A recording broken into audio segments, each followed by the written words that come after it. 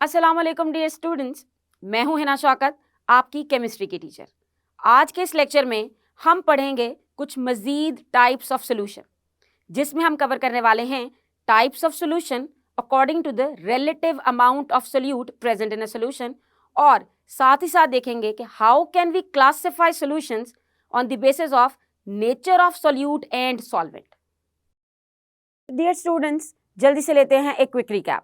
हमने स्टार्ट किया है हमारा chapter number 6 which is solutions, and so far we are done with discussion about its introduction. Then we started with the topic 6.1 और उसमें हमने देखा कि what is solution, what is aqueous solution, what is solute and what is solvent. After that we discussed topic 6.2. We have just started 6.2 and in the previous lecture we did discussion about the types of solution on the basis of amount of solute, जिसमें हमने detail में discuss की थी 3 types of solutions which were unsaturated solution, saturated solution and super saturated solution.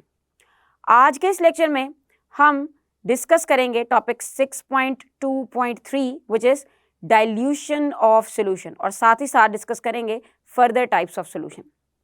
So चलिए शुरू करते हैं। As we know that the types discussed in the previous lecture they were dependent on the amount of solute, but now we can discuss the types of solution on the basis of a different thing. Yes, this is the same amount of solute, magar it is the relative amount of solute. So the solutions, they are classified as dilute or concentrated on the basis of relative amount of solute present in them. Relative का मतलब ही ये होता है कि अगर कोई चीज़ किसी के कंपैरिजन से एक्सप्लेन की जा रही है। सो देखते हैं कि डाइल्यूट सॉल्यूशंस क्या होते हैं। Dilute solutions are those solutions which contain relatively small amount of dissolved solute in the solution. यानी कि अगर डिसॉल्व्ड अमाउंट ऑफ सोल्यूट बहुत कम है एज कंपेयर टू सॉल्वेंट, तो उसे हम कहेंगे डाइल्यूट सॉल्यूशन। और अगर बात करें कॉन्सेंट्रेटेड सॉल्यूशन की, तो concentrated solutions are those which contain relatively large amount of dissolved solute in the solution. जैसे कि हमने देखा था कि सोल्यूट और सॉल्वेंट 2 कंपोनेंट होते हैं, तो ये जो डिफरेंशिएट करते हैं, हम इसको क्लासिफाई करते हैं टाइप्स में, तो ये डिपेंड करता है अमाउंट ऑफ सोल्यूट पे। अब अगर इसकी मिसाल की तरफ देखें, so the Bryan is a concentrated solution of common salt in water. Brine solution का मतलब sodium chloride dissolve in water, मगर सोडियम क्लोराइड की अमाउंट बहुत ज़्यादा होगी। इसी तरह अगर सोडियम क्लोराइड का सोल्यूशन हो वाटर में और उसकी अमाउंट कम हो, तो उससे जो सोल्यूशन बनेगा that would not be concentrated solution, और उसे हम ब्राइन सोल्यूशन भी नहीं कहते, वो होता है सलाइन सोल्यूशन। या सलाइन सोल्यूशन आपने देखा होगा, नॉर्मल सलाइन जो कि ड्रिप्स की फॉर्म में आपकी बॉडी में लिक्विड इन्फ्यूज़ किया जाता है, वो नॉर्मल सलाइन होता है। सलाइन उसको इसीलिए कहा जाता है कि उसमें बहुत ही कम क्वांटिटी में सोडियम क्लोराइड और दूसरे सॉल्ट्स प्रेजेंट होते हैं। लेकिन अगर बात करें ब्राइन सोल्यूशन की, तो ब्राइन सोल्यूशन मिलेगा आपको ओशंस में, जी हाँ, जिसमें बहुत ज़्यादा amount of salt is being dissolved in water. Now these terms, the concentrated and dilute, describe the concentration of a solution. ये बताएंगी कि सोल्यूशन की कंसंट्रेशन क्या है, सोल्यूशन कितना स्ट्रॉन्ग है। आपने स्ट्रॉन्ग कॉफ़ी सुनी होगी। सो स्ट्रॉन्ग कॉफ़ी किस तरह बनती है? If you are going to use more amount of coffee powder to make your coffee and as compare to solvent, यानी कि उसमें आप लेस मिल्क यूज़ करें और more amount of coffee use करें, तो you will get strong coffee. तो strong coffee को आप कंसनट्रेटेड कॉफ़ी भी कह सकते हैं। इसी तरह अगर आप एक लेस स्ट्रॉन्ग कॉफ़ी पीते हैं जिसमें आप स्ट्रॉन्ग से कम मिकदार में कॉफ़ी पाउडर यूज़ करेंगे, तो you will call it as dilute. अब हो सकता है कि एक कॉफ़ी आपके हिसाब से कॉन्सेंट्रेटेड हो लेकिन मेरे हिसाब से नहीं। सो कंसंट्रेशंस ये रिलेटिव होती हैं, जिसमें चीज़ों को एक दूसरी चीज़ से कंपेयर किया जाता है। So addition of more solvent will dilute the solution and the concentration will decrease. यानी कि अगर आपके पास एक कंसंट्रेटेड सॉल्यूशन है और आप उसमें मज़ीद सॉल्वेंट ऐड करते हैं, तो वो उस कंसंट्रेटेड सॉल्यूशन को चेंज कर देगा इनटू डाइल्यूट सॉल्यूशन। सेम मिसाल से समझते हैं, अगर स्ट्रॉन्ग कॉफ़ी बन जाए and you don't want strong coffee, तो आप उसे लाइट करने के लिए क्या करेंगे? Will you take out coffee powder from it which is already been dissolved into it? Of course it's tough, it's difficult. For this you have to use a lot of different processes. So what you can do is you can simply add more milk into it. ज़्यादा milk मतलब you have added more solvent into it. So when you will add more solvent, तो relatively जो solute की amount थी वो कम हो जाएगी. तो जब solute की amount relatively कम हो जाएगी, so हम कहेंगे कि ये कौन सा solution बन गया? Dilute solution. So concentrated solution को dilute solution में change करने के लिए what you have to do is you have to add more solvent into it. लेकिन अगर आपके पास एक dilute solution है and you want to drink a strong coffee, so what you have to do, you will not take out milk from your previous coffee cup. You have to add on more and more coffee powder into it. So if you want to turn a dilute solution into concentrated solution, तो फिर हमें क्या करना है? फिर हमें solute की amount को increase करना है. By increasing the amount of solute, you can turn a dilute solution into a concentrated solution. As you can see in this diagram, in dilute solution, less amount of solute is present and less amount of solute in more amount of solvent is present. And if you look at the concentrated solution, you can see that the more amount of solute in a less amount of solvent is present. Now the preparation of dilutions of solution, ये कैसे बनते हैं, किसी dilute को concentration में कैसे करना है, concentrated को dilute में कैसे करना है, वो सारी calculations and everything, we are going to discuss it in the next section of this chapter, which is section number 6.4.3.1. वहाँ पे हम ये सारी calculations और इसकी understanding को अच्छे से समझ लेंगे. अब चलते हैं हमारे नेक्स्ट टॉपिक की तरफ, which is topic 6.3. It is about types of solution. अब आप सोचेंगे टाइप्स ऑफ सोल्यूशन तो हम कब से पढ़ रहे हैं. हमने देखी टाइप्स ऑफ सोल्यूशन जो कि थी saturated, unsaturated and super saturated. फिर हमने देखी टाइप्स ऑफ सोल्यूशन जो कि थी डाइल्यूट सोल्यूशन और कॉन्सेंट्रेटेड सोल्यूशन. तो अब ये कौन सी टाइप्स ऑफ सोल्यूशन आ गई हैं? So each solution, as we know that, consist of two components which are solute and solvent. So the solute as well as solvent, they may exist in solid form, liquid form और gas form. Solute और solvent दोनों ही किसी भी state of matter से हो सकते हैं. So depending upon the nature of the solute and solvent, different types of solutions may be formed. यानी कि अब जो ये types हैं, ये हैं on the basis of nature of solute and solvent. और nature का मतलब कि वो किस फॉर्म में एग्जिस्ट करती है, whether it is solid, it is liquid और इट इज गैस. सो चलिए देखते हैं कि अगर हम इस बेस पे सॉल्यूशंस की टाइप्स को देखते हैं तो हमारे पास कितनी टाइप्स आती हैं. There is a table 6.1 which describes the different types of solutions with examples. अगर बात करें इन टाइप्स के नंबर की, तो there are 9 different types of solutions that you can achieve when you will classify solutions on the basis of the nature of solute and solvent. अब चूंकि यहाँ हम बात कर रहे हैं solute और solvent दोनों की नेचर की, पहले हमने जो क्लासिफिकेशन की थी वो थी on the basis of solute, amount of solute और फिर दूसरी थी relative amount of solute. और जो अब क्लासीफाई करने वाले हैं ये है nature of solute and solvent both. So चलिए देखते हैं कि ये 9 एग्जाम्पल्स हो कैसे सकती हैं, ये 9 टाइप्स हो कैसे सकती हैं. As we know that there are 3 states of matter, solid, liquid और gas. अगर आप बात करें solid की, कि solid आपके पास as a solute है, तो जाहिर है अगर वो किसी solvent में जाएगा तो solvent solid भी हो सकता है, liquid भी हो सकता है और gas भी हो सकता है. तो अगर एक solute solid है तो वो 3 डिफरेंट तरह के solutions बना सकता है. यानी कि 3 टाइप्स होंगी अगर कोई चीज सॉलिड है तो उसके लिए. सॉल्यूट सॉलिड मगर सॉल्वेंट गैस, सॉल्यूट सॉलिड मगर सॉल्वेंट लिक्विड, सॉल्यूट सॉलिड मगर सॉल्वेंट भी सॉलिड. तो इस तरह बनेगी 3 टाइप्स सिर्फ और सिर्फ एक स्टेट ऑफ मैटर के साथ. अगर हमें पता है कि सॉल्यूट एक स्टेट ऑफ मैटर है, सिंगल स्टेट में है, तो उसके हिसाब से 3 टाइप्स बनेगी. अब चूंकि हमारे पास हैं 3 स्टेट्स ऑफ मैटर, तो अगर एक स्टेट की 3 टाइप्स बन रही हैं तो for 3 states of matter they're going to be 9 types. ऐसा हो सकता है कि ये 9 की 9 टाइप्स आपको कॉमनली अपने इर्द गिर्द नजर ना आती हों, लेकिन ये 9 टाइप्स एग्जिस्ट करती हैं। हम डिस्कस करते हैं one by one in types को with the help of examples. Start करते हैं गैस के साथ। अब इसको याद करने के लिए और इसको समझने के लिए आपको अच्छे से ये पता होना चाहिए कि हम किस चीज़ को एज अ सोल्यूट ले रहे हैं और किस चीज़ को सॉल्वेंट ले रहे हैं। So first we will discuss when gas is solute. और अब आपने याद रखना है कि सोल्यूट हमेशा वो होता है which is present in less amount. Solute is always present in less quantity, small quantity, less amount. So चलिए, मैंने कहा कि सोल्यूट है गैस। अब देखते हैं कि ये किस तरह के डिफरेंट सॉल्यूशंस बना सकता है।